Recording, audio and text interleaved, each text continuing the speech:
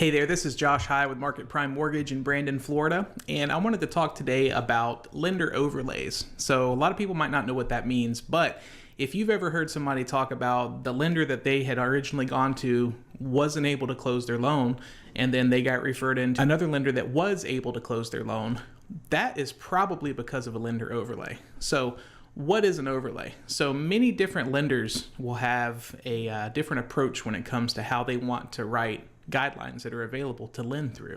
So we have Fannie Mae, Freddie Mac, FHA, VA, USDA, conventional guidelines, Fannie Freddie, government guidelines, all the other stuff. So that's one big, huge set of guidelines.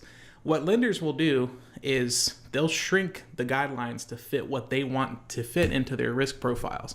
So for instance, some common guidelines are going to be credit scores, debt to income ratios, maybe some rental history, different collection amounts and charge-offs on a credit report, and many, many other things, things that you don't typically think about as a homeowner or a home buyer. So the way overlays work in our world is the way we're set up is we have very little overlays that we have to worry about when we're talking to our clients and putting loans together and structuring deals and closing people's homes.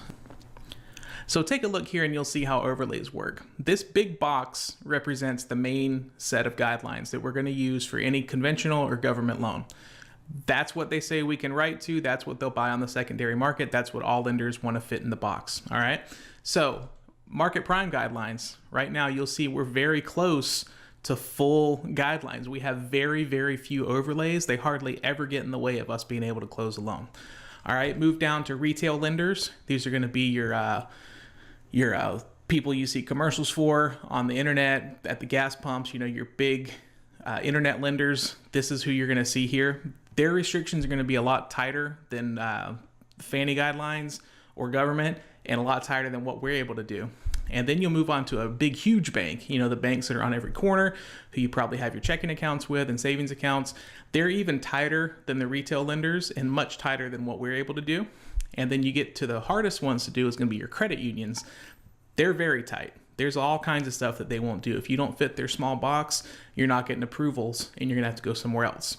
So in a nutshell, that's the way overlays work. Some common misconceptions is that, hey, I couldn't get approved at my bank, so I can't buy a house.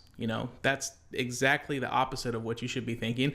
If you don't get approved somewhere, or if somebody's giving you a hard time for getting an approval, if they're making you jump through a bunch of hoops or try to do this or that, I'm not saying we don't have hoops to jump through, but we don't have as many. So if you want to go ahead and take a look at your scenario, if you know somebody who's been through the ringer here recently that has have had a problem getting their house or getting their closing, give us a call, 813-448-1501. You can go ahead and apply or have them apply at getwithjosh.com, and we'll take a look, get back to you shortly, and we'll figure out what's going on. All right, thanks for watching. I'll talk to you soon.